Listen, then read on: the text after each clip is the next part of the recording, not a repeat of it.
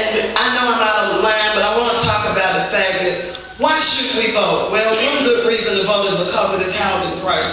If you haven't felt it yet, you're going to feel it.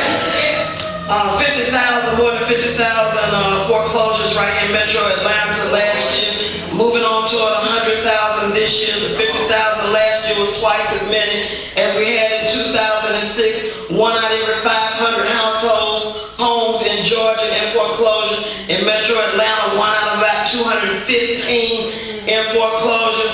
Rockdale and Clayton County are especially hard hit, 4 and 5 in the country in terms of foreclosure rate. And we see it in our office.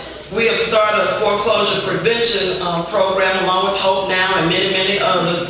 And the numbers of people who are calling us and the misery that they are in, it seems to be growing exponentially. You know, you might get 25 calls today, 50 calls next week, 100 calls the week after that. And it has rippling effects throughout the economy. My husband's in the car business. People who build real estate buy a lot of trucks. If they're not building any real estate, they're not buying a lot of trucks. And it goes on and on. So I want to talk just for a minute about, and Mr. Ford, you could be doing this, you know more about this than anybody. Did he leave already? But when we talk about foreclosures, we're mostly talking about subprime. And the experts would tell you that it's a congruence of subprime loans together with falling housing prices. Economists can give you fancy definitions.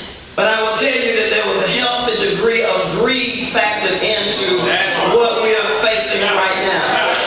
Capital was abundant, looking for higher and higher returns.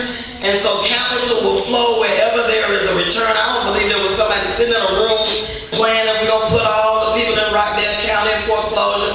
That's not the way it happens. But capital is looking for a return.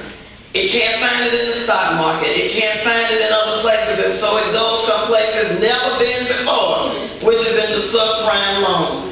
Half of the foreclosures are in the subprime market. Half of them. And it looks as if, the preliminary work looks as if there's a disproportionate number of people of color, African Americans and Hispanics, who would otherwise have qualified. FICO scores around 700, income in pretty good shape, who were somehow ended up, I won't say steal, Shelley, I'm just going to say somehow they ended up with subprime loans, although on paper they would have qualified for prime loans. Subprime loans are 10 times as likely to end up in foreclosure as subprime loans. So you see a lot of programs. Remember the word FHA secure. That is a way out. A lot of times that is a loan product that is designed for people whose adjustable rate mortgages are resetting and they can't afford them. They can get an FHA secure loan in many instances with no down payment, with a fixed rate that they can afford that will allow them to stay in their home. So if it's not you, and then there's a lot of shame and fear in this. A preacher, pastor of a big church down in Savannah called Whisper.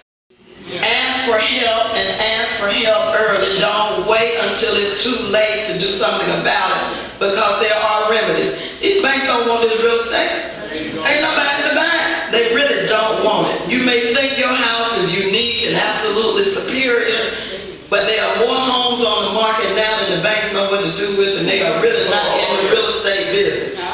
Now, I just gonna finish up and tell you, this is not shouting material. I know this is a little boring, but I'm gonna finish up by saying, what should we be asking these presidential candidates to do about it? And what should we be asking our legislators to do about it? Georgia is one of the toughest foreclosure states in the country. First of all, you only get sewer service, Ms. Clerk Recorder. They advertise it in the newspaper. There's no opportunity to go before a judge. We don't have judicial foreclosure in Georgia. You don't have a right of redemption in Georgia. New York, California, and other states, you can go to court and demand that your property be given back. You're not so in Georgia. So we need some reform so that people have more due process, more opportunity to be heard before they get into foreclosure. If somebody here might take $50,000 worth of equity in your home, you ought to at least have the opportunity to explain it to a judge and try to convince him that you are entitled to stay. moratorium on foreclosure. We really, and you know, I was not so sure about that at the beginning because there's a lot of tension. You know, didn't you read the paperwork? Didn't you know it was going to adjust? We're really into, you know, personal responsibility and all that. But the rate at which these foreclosures are coming now, they're going to pull down our entire economy. It's not about the person who didn't read. It's about the rest of us. Once there are 10 homes on your street that are up for foreclosure and your property value starts to fall and your tax revenues in your county start to fall, then it's not about that person who didn't read. It's about all of us. We're in the boat together. And so I want to end up by saying to Reverend T. Mac, thank you for what you do, for making this a place where there's no spirit of fear, but of love and of power and of sound minds up in this place. Thank you, God bless you.